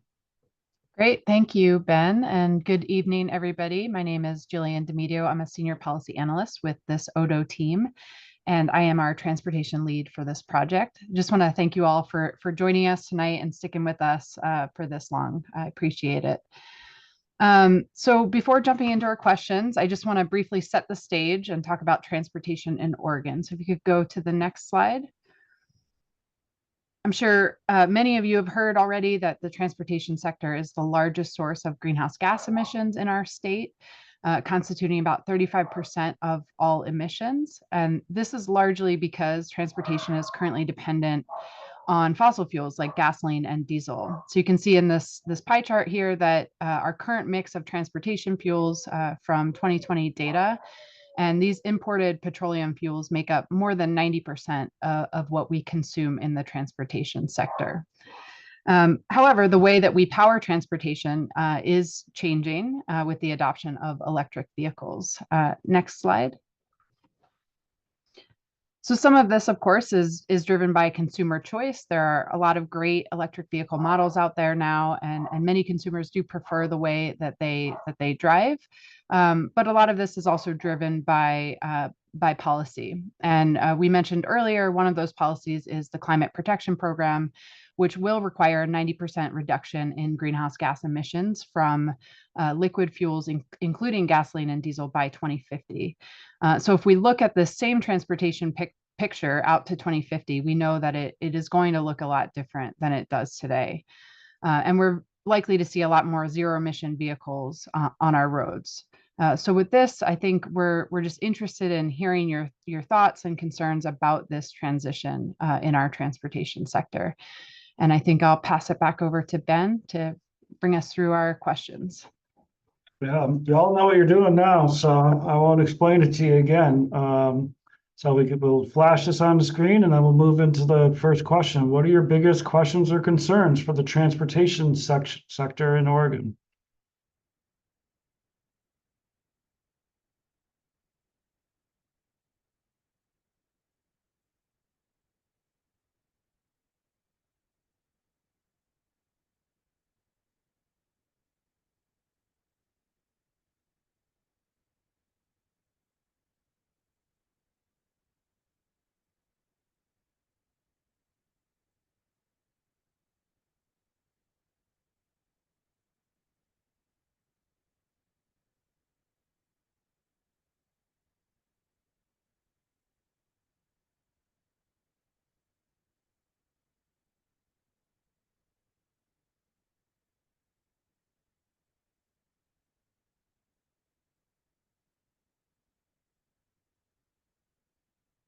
This is always the moment when we're waiting patiently for, yeah, the first one that comes in, it's always a moment.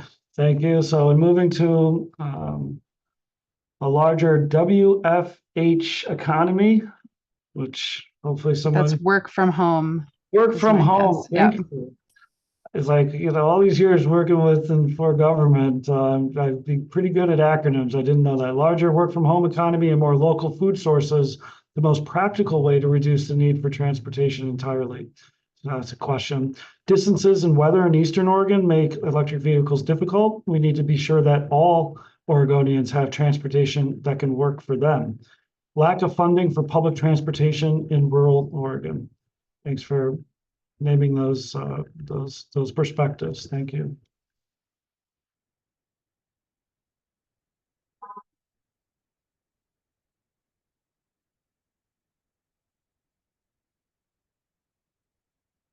Okay, we'll leave this up for another couple of minutes as folks are adding in. A lot of people keep their conventional gasoline cars for a long time, avoiding the manufacturing emissions that come with new cars and electric batteries. This needs acknowledgement. Thank you for naming that.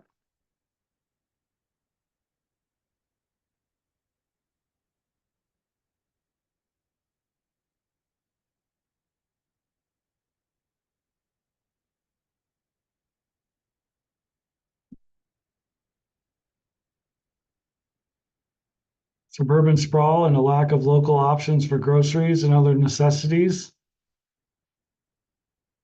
Scrolling down, increase the need for transportation in many communities.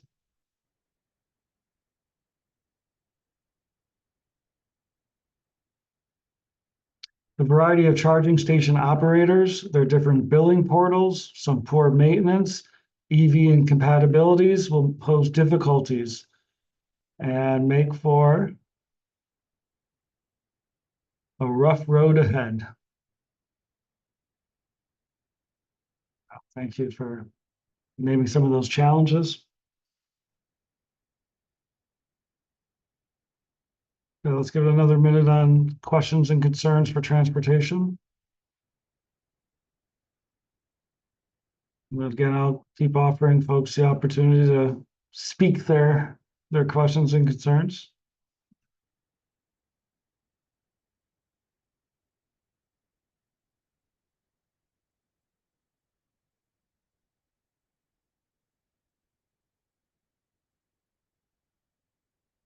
All right, last call for questions and concerns for transportation.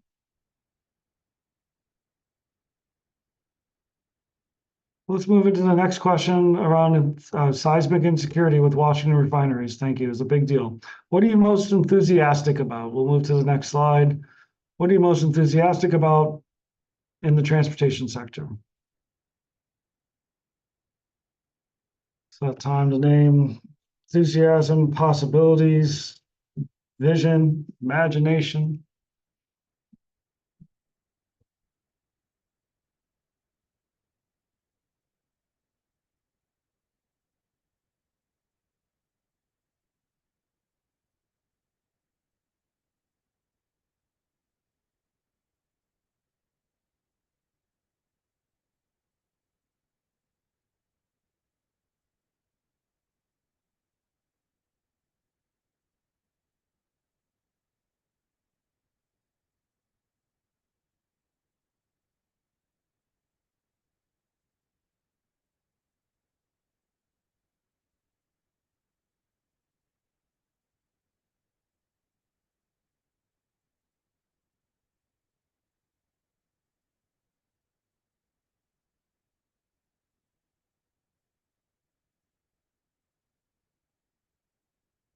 Electric bicycles and other small electric vehicles, plus drone and other robotic retail delivery and shipment systems.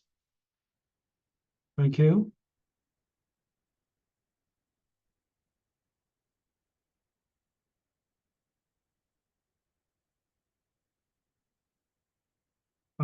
Naming that Salem is coordinating the demand for clean transportation with the evolution of a non-emitting power grid. Excited about the new ideas being discussed to fund the maintenance of our highways. That great new route from Eastern Oregon to the Oregon coast that avoids Portland. Oh, wait, that was a dream I had. I love it. Maybe a dream deferred, as they say, someday, who knows?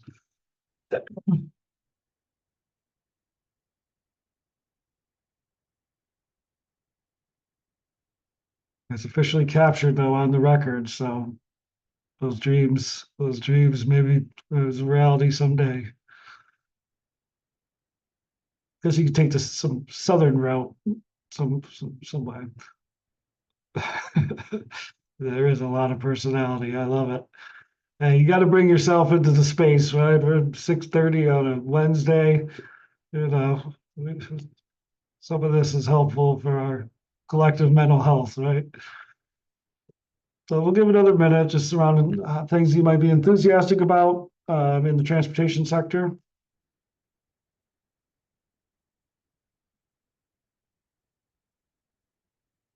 Some point, someone's will be reading these comments in the aggregate, and you know, they'll be like, a lot of personality. I wonder what that person was trying to suggest about transportation. So we'll remember this moment. So let's give one more minute for folks if you want to add electric school buses. I know we've heard comments similar. Thank you.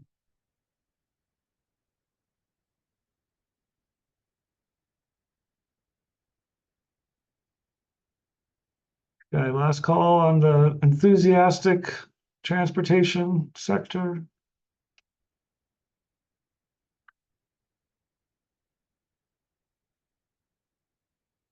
So, well, let's move into the modeling question for transportation. So what would you like the modeling to tell us regarding transportation? What are you most interested in learning? And I'll just share a couple example questions that just to get the ideas flowing here. So some things we could explore if are what if EVs were adopted much slower or faster than anticipated? How would that impact the overall cost of decarbonization? And would we still be able to reach our climate goals? What if Oregonians drove a lot less than they do today? How would that impact system demand and overall costs? And what if the cost of clean hydrogen is much higher than expected long into the future? So those are some examples there. Susan's offering helpful tips.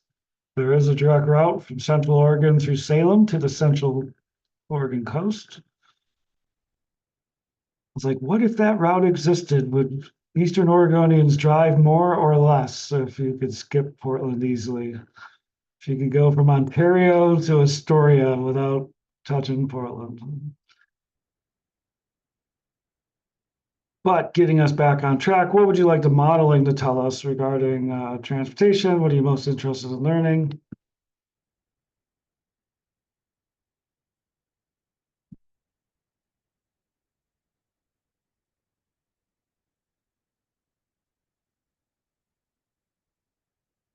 building road infrastructure to meet the current needs as opposed to the constraints in place with the current state focus.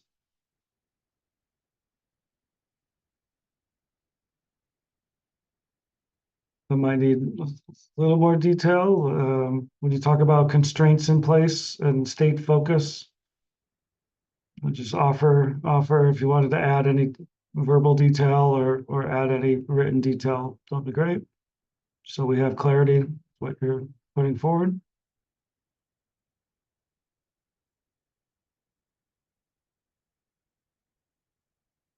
And again, I don't ask that just so to try to convince folks to talk out loud. But it is important that, you know, as we receive the information, that we really do understand what you're referencing. So some of our state partners may understand, but it's always helpful to add context and content to make sure that your input is as clearly understood as possible. So, and I always encourage people to talk. So that's part of my role, part of my job. There are system reliability models that have conducted would expose the rickety nature of old refineries on sandy soil in Washington, a 60-year-old pipeline, and riveted tanks on the sandy edge of the Willamette. How would a switch to more local food sources affect the large-scale transportation emissions? I'm thinking about our food economy and transportation. Thank you.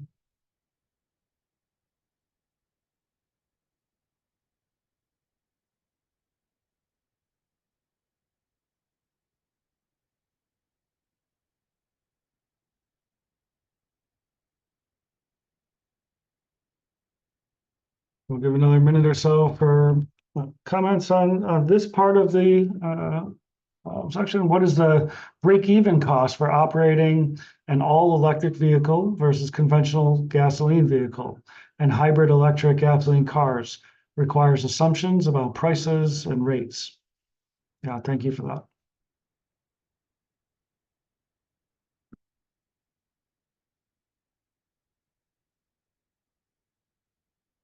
We don't build to the need where the need is.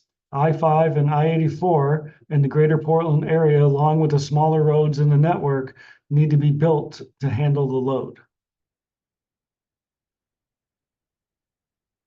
Somebody's bragging about their EV costs. Okay, my EV costs me 3 cents a mile. Okay. Charging stations for electric vehicles need to be more widely available and available for all vehicles. Okay, thank you.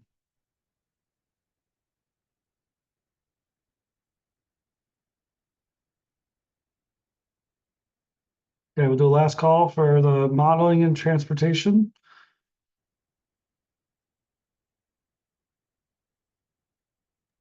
I probably don't have time to type this one, so the one I would add here too would be the tax system, gas tax versus EV, capturing that. It's been a discussion. If this is an opportunity to model that to get better answers, that would be great. Okay, thank you, Carla. Never apologize for saying what you could type. I'm a big fan of that. So facilitator. And thank you, Elvis. Good to have you here. Appreciate you being here. Yeah, feed that dog. I love it. Okay, well, let's move to our last section around energy efficiency and distributed energy resources. Edith. All right, so really appreciate everyone sticking it out. I think it's kind of a cool feeling to have a small group, even though we're virtual. It feels like we're in a room together. You're pretty familiar with the drill now. We're interested in hearing your questions, your thoughts about energy efficiency and distributed energy resources. I'm going to tee it up with the next slide just to explain what we mean by these things. So this slide talks about energy efficiency. You can see in this big blue wedge how much energy we've saved since the early 1980s. And you can see a big rise in savings, and that's largely thanks to energy efficiency being recognized as a priority resource in our region. That big number up top is the average or sorry, the amount of megawatt hours, average megawatts. I am tired. Okay, start over. Average megawatt hours saved over this period of time. And when we take this number, energy efficiency is only second to hydro in terms of resources in electricity resources for our region. Not just electricity, but also more broadly energy. And you can see in the pie chart that we have a number of ways that energy efficiency is delivered. We have Bonneville Power Administration and utility programs that account for almost 60% of the savings. A lot of those ratepayer funded programs also fund both the Energy Trust of Oregon, who delivers a lot of these programs, and also NEA, you can see here, which is the Northwest Energy Efficiency Alliance. State building codes play a really big role here, as do federal standards on things like appliances. And we have some market momentum too. Once people start buying more efficient appliances, you kind of get a bit of scale and momentum behind those new technologies. I don't have a slide for distributed energy resources, so I'll just speak to them. I suspect that a lot of people think of solar PV panels, kind of rooftop PV, when they think about distributed resources. That's a big one. There are some other small scale resources in there. And there's also a lot of things in your home that can serve as a resource to help out the broader energy system. So for example, if you have an electric hot water heater, that's essentially a big thermos. You could charge up that thermos, heat up that water overnight when energy is cheap and there's not a lot of demand on the system. And then during the day, when it gets really hot, I'm in Eugene, it's pretty hot today, then you have your hot water and you don't have to use that electricity to compete with other uses like air conditioning on a hot day. Other examples would be things like batteries. We talked about electric vehicles. The timing of when you charge those batteries matters. That can be considered a distributed energy resource. And in some cases, those batteries can help provide energy to the system when it's expensive as well. So that's just a little bit of a framing about what we're talking about. Essentially, if you want to boil it down, it's kind of everything on your side of your meter, everything attached to your home, your business, all that stuff. So with that, I'm going to hand it back to you, Ben, to run us through the polling. Thanks. So I started getting distracted by Tracy's paradox that he just put in the chat. So thank you for naming that. Feel free, Tracy, to give us a lesson on that as well. So we are going to move in, same process. So again, flashing the Mentipool link on here. We can go to the first question. What are your biggest questions or concerns for energy efficiency and distributed energy resources sector in Oregon? And Tracy, I'll assume that your reference there is one of the concerns, is the kind of increase in efficiency and demand cycles, but you want to give some life to it? Please, Tracy. Well, I'm suddenly an economic expert very, very late in life. So I'm not going to be very articulate in explaining this, but if you increase energy efficiency, costs go down, and the paradox tells us that the number of users increases. So you don't reduce the demand on energy by making it more efficient. It's kind of a weird thing that the economists have discovered. And if we ignore that, we'll eventually discover it ourselves way later than we need to. So this was a heads up. I love it. Thank you. I'm going to use it in a sentence at some point in the next week too, and people are going to think I got some economics wisdom.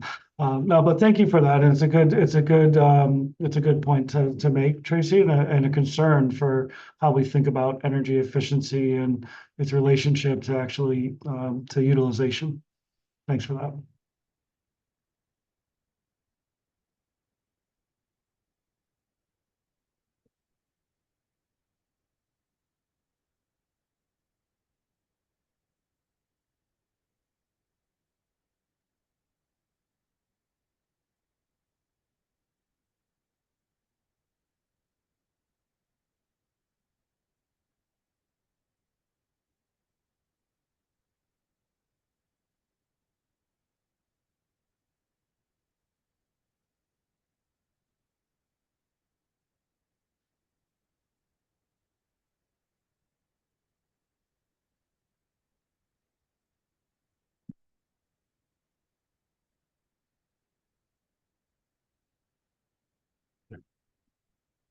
Well, first comment, same as earlier, the wind doesn't always blow and the sun doesn't always shine. A reliance only on distributed energy could be problematic.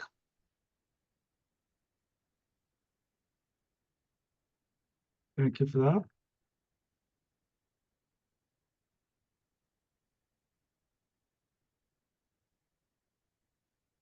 Demand will go up as efficiency improves.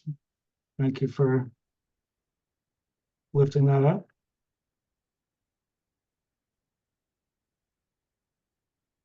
Can solar be cost effective and or reliable?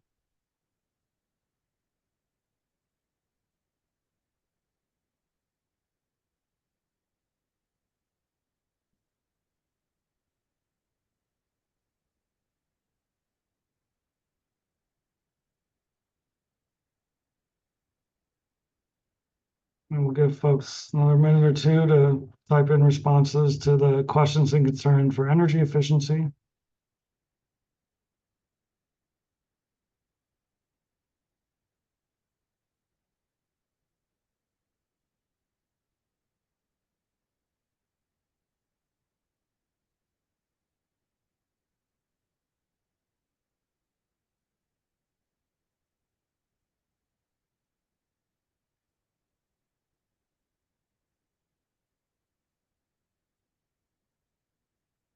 Pumped hydro on the Columbia is important, although tribes are not happy. Energy storage solves intermittency.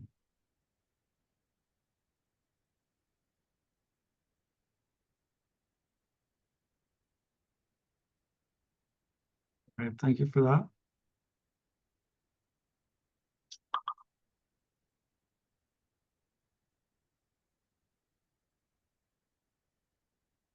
Okay. Well, let's last call for energy efficiency. Let's move to energy up. Small scale hydro could have application. Thank you for that. Got one last one in there. Let's move to enthusiasm. So what are you most enthusiastic about for energy efficiency and distributed energy resources? So again, this chance to imagine and talk about possibilities.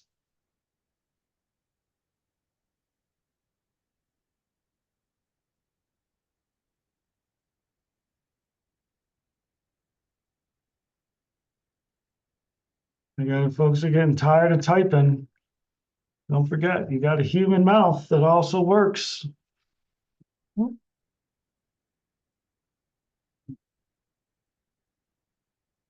Prevent those hand cramps or whatever, carpal tunnel.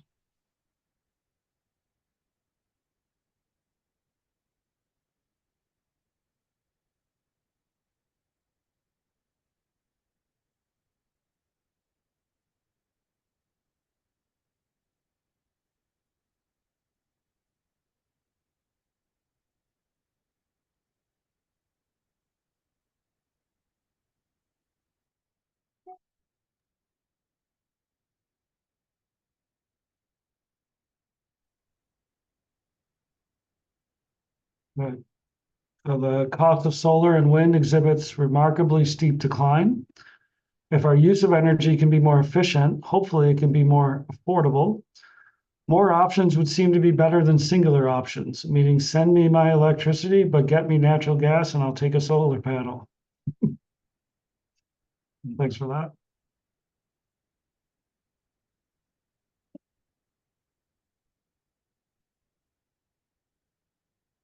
Appreciate the contributions here.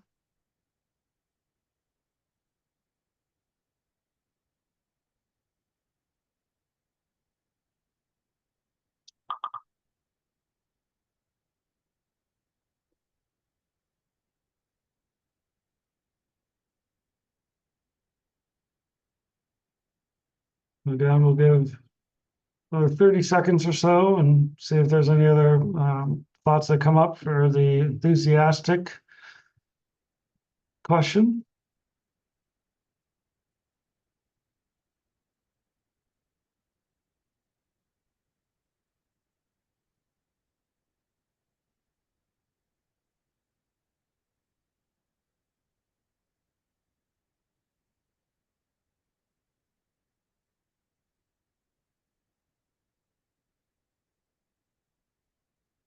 well, let's move to our last question around modeling.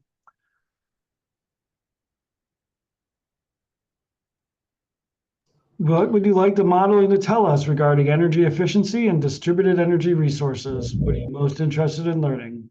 Edith, did you want to provide any examples? Food for thought? Yeah, exactly. I thought it might be helpful to just help people think about this, since modeling is a thing that can be difficult to wrap your head around. So Eileen showed that kind of central scenario and then how we could do comparisons. And so that's kind of what we're talking about. So a few examples would be, what if we had more or less energy efficiency and distributed energy resources? You can imagine if we did a lot more, then we might need to build less generation resources, for example. So there might also be differences in impact on land use, things like that. So that's one example. I'll just leave it at one at the moment, but there are other kind of questions that I imagine you all might have that we might consider in deciding kind of what that comparison might look like and what kinds of questions we might try to answer. Thank you, Edith.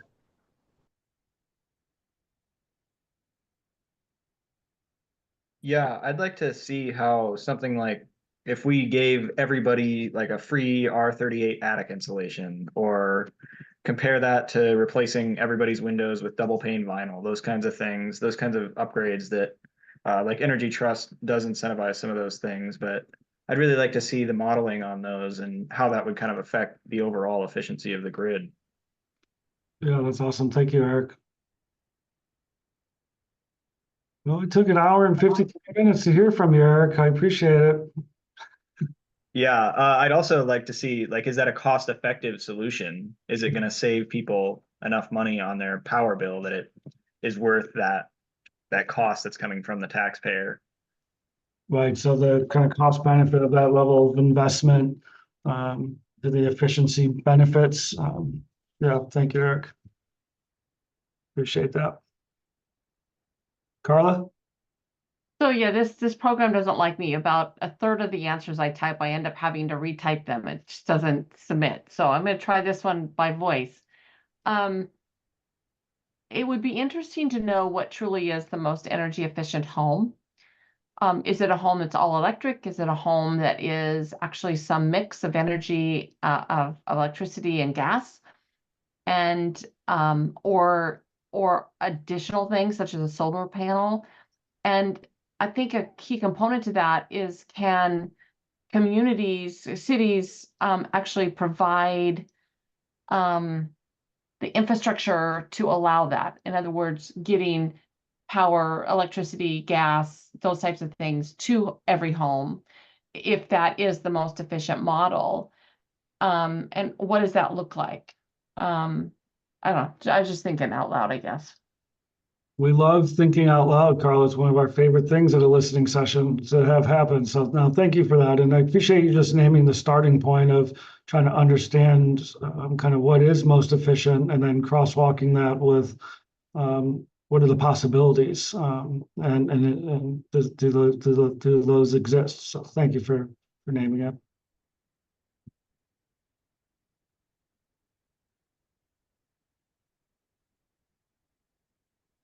Y'all get I think to, I'd also, yeah, Eric, jump in. Y'all getting warmed up. I think I'd also like to see a comparison of, you know, if we put solar on every rooftop versus building a utility scale solar of that same capacity. Is that going to be, are those transmission losses going to make up for the difference in, you know, I think the rooftop solar is probably a little bit less efficient than the utility scale. So are those transmission losses going to balance out? Is it going to be better to do utility scale or rooftop, you know, kind of decentralized solar?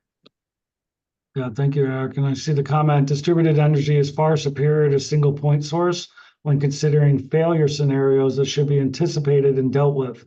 Network failure modeling is important in order to disclose fixes. Thank you for that.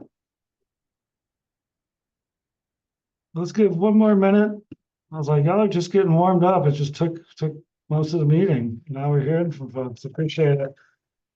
Thank you, Eric, Carla, Tracy, for bringing your voices in today. Let's give one more minute on this before we start closing for the night. If there's any other reflections or comments, I'd also just invite, if we haven't heard from you and you want to offer any high-level reflections or comments, and take a minute to do that.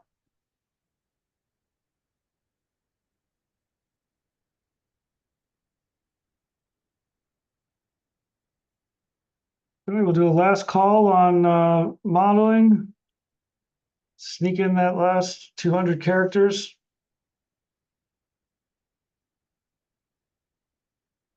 Okay, well, why don't we move to closing? So, Edith, I'm going to pass it to you to help work our way through the last few minutes we have together. Thanks, Ben, and thanks everybody again. I really appreciate that it's like the hump day, right? Wednesday, and you're all on here quite late. So really appreciate it. As we've mentioned a couple of times, this meeting was only one way to provide feedback. We realize that sometimes it's helpful to be able to reflect on what you've heard, think about it, mull over it. So we have a survey that that you'll receive, and you can see a link here as well to that survey that will be open until August 7th. We include there the questions that we asked today and just give you a little bit more time to respond. So please do respond to that survey. We're looking forward to hearing more from you. At any time up until August 31st, you can also submit written comments on our kind of online portal, online form. And if you go to the next slide, so as you can see, I'm teeing up here other opportunities for you to engage if you are interested. So we have some upcoming meetings. We have an advisory group, as I mentioned. They will be meeting on August 14th and on September 9th. You can see the times here, the information, the links, the agendas a little bit before the meetings will be available all on our website. And I believe there's a link here on the slide, and I think there was one in the chat a little earlier. We also have a number of working group meetings coming up, and those are diving into different topics. I can see that there's some definite interest in certain topics here in the room.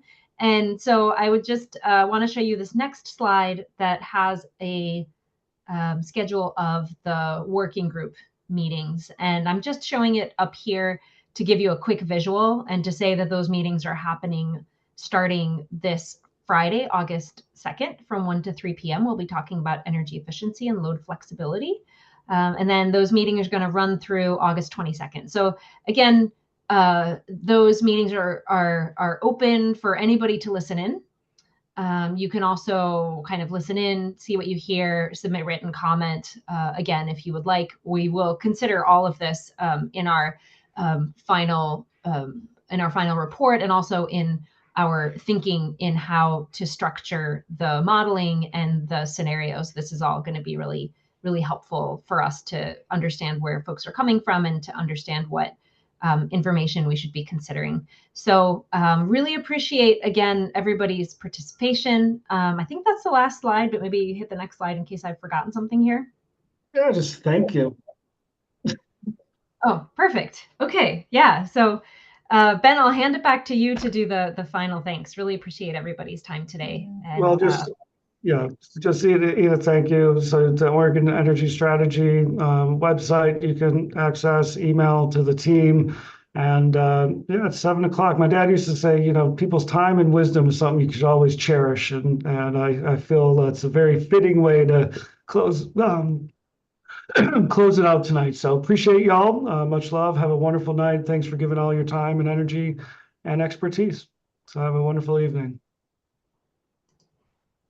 Take care. Thank you very much.